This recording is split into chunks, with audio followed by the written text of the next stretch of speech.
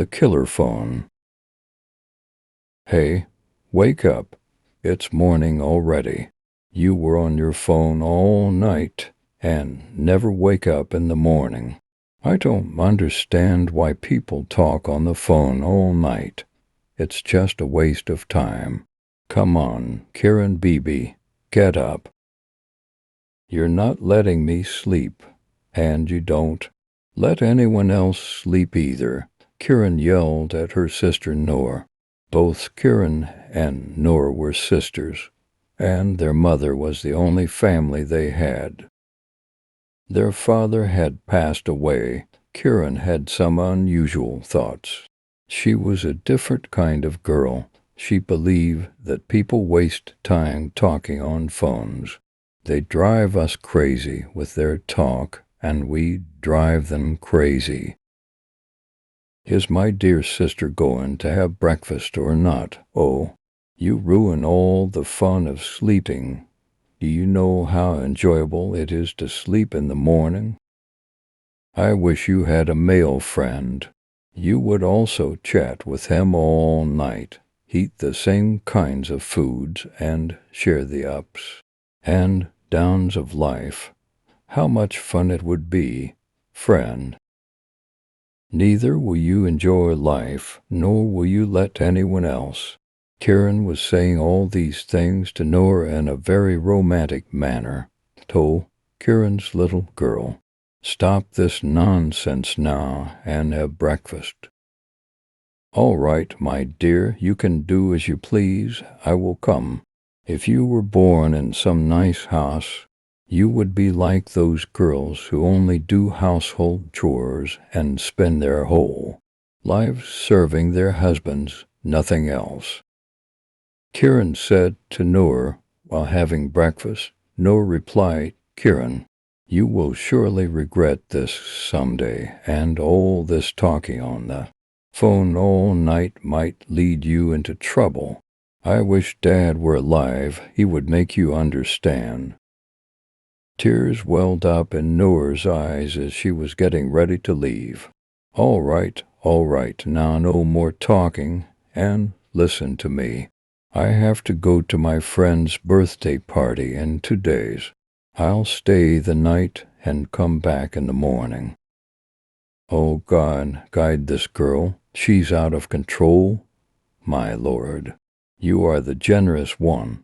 Always shower her with your blessings. Noor prayed for her sister while she busied herself with household chores. She worked in people's homes and managed the expenses of her own house. Noor was always worried about her sister Kieran. After all, she was her sister.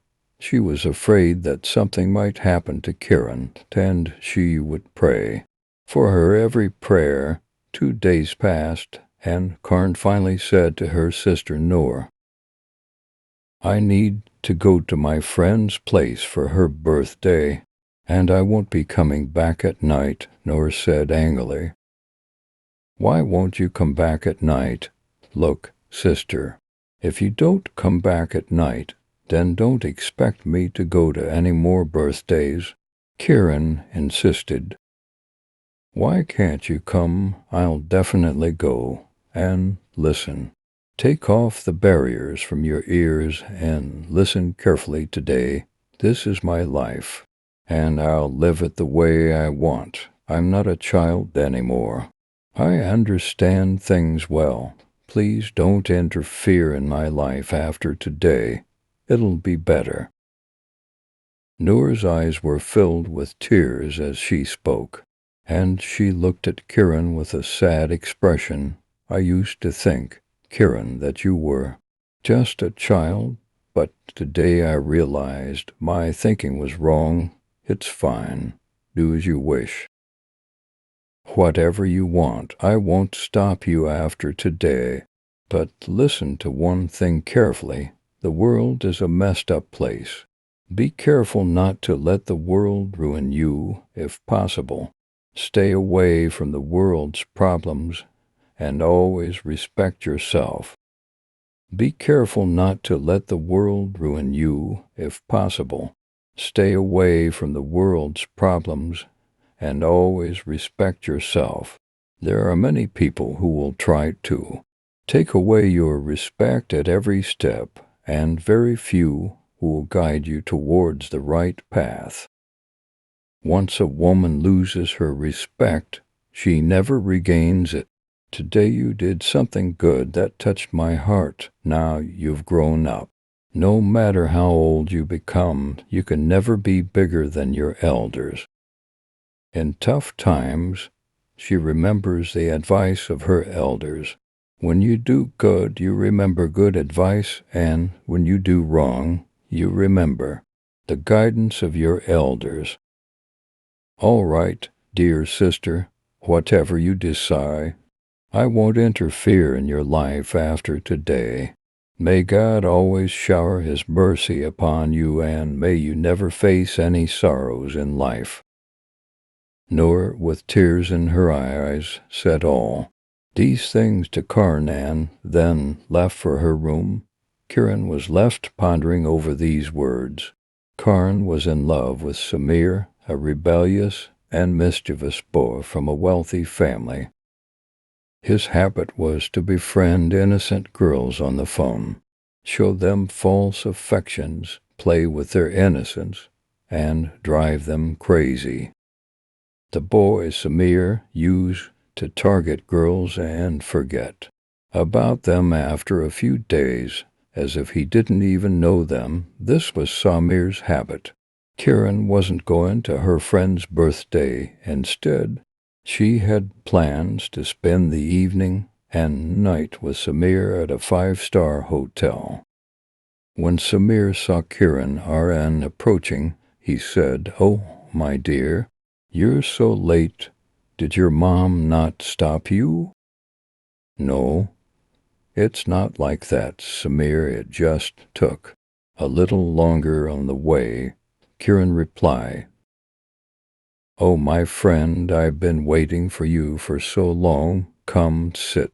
Forget everything for now. My mood's already ruined." Kiran held Samir's hand. "Look, Kiran, you can't walk like this. It won't be fun at the party. It's better if we go back home." No, everything's fine now." "Oh, dear, you scared me earlier," Samir said, holding Kiran's hand affectionately. He held her hand lovingly and looked at Kiran with affectionate eyes. "Kiran, I don't want to be apart from you, even for a moment. But now we should hurry and be together. I can't bear this distance anymore."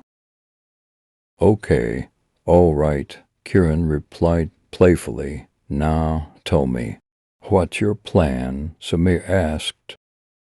"Love, we'll have dinner and spend the night talking with affection," Kiran replied with a smile. "Great, my sweetheart. Tell me what you'd like to have for dinner." "Oh, my love, how can I forget that I already have your heart? If only I had a second heart in my chest, I would have given it to you as well," Samir said affectionately. "You stretch out things. Karn, now ask for something nice." "All right, my dear." After Karn and Samir finished dinner and spent the night talking affectionately, they went to Karn's room. No one had any fears, and no one was stopping them. At that moment, they were intoxicated with youth. It was almost 1 a.m., and neither Karn nor Samir were afraid. Kiran had no fear of God, and Samir's trade was deceiving girls. Kiran, lost in Samir's love, didn't care about her respect anymore.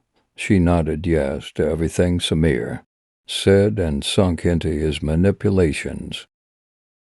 Kiran left for home the next morning. After spending the night with Samir, she had an angry and irritated expression on her face. But deep inside, she cared for Kiran. Kiran entered her room, and Noor followed her in.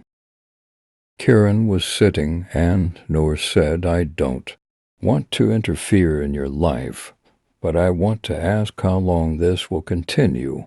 Do you realize that Mom is often sick, and if something happens to you, what will be left?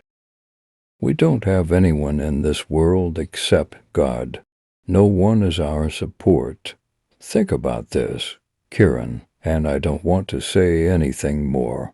You must be tired by now. Rest." With that, Kieran left the room and went straight to her mom, who was lying on her deathbed, fulfilling the last days of her life. Noor tearfully said to her mother, "Look, Mom, your daughter has grown up and has started making decisions for her life. I wish you could explain this to Kieran. We really need you now. Where should I go to express my pain, and who will listen to me, your Lord? Now tell me what to do." It seemed that Noor was speaking to the walls. As her mother was unable to respond due to her illness, Kieran and Samir were not in contact. For several months, Kieran was becoming increasingly anxious at home. As Samir's contact number remained unavailable, days and nights passed by, and the situation grew worse for Kieran's health. During this time, Noor's marriage talks were ongoing, but she was concerned about her sister Kieran. She wished Kieran's marriage could happen first, but Kieran was not ready to accept it. Every time, Kieran would tell Samir, "I won't marry you. I hate men by nature. I bow before you, but please don't talk about marriage." Kieran was feeling ashamed of her actions, and she regretted her mistakes. Kieran's health deteriorated day by day, and eventually she was taken to the hospital. The doctors examined her and informed Noor that an urgent operation was needed, but they couldn't guarantee her survival. Noor prayed fervently for her sister's recovery. After the operation, the doctor came out and sadly told Noor, "We couldn't save your sister." Tears filled Noor's eyes, and she fell to the ground in grief. The people at the hospital gathered around, and Noor lamented, "If only you hadn't made this mistake. If only this hadn't happened today, your cell phone wouldn't have been your killer. And you wouldn't have made such a mistake today. You wouldn't have died like this." Thank you. Leave a comment below.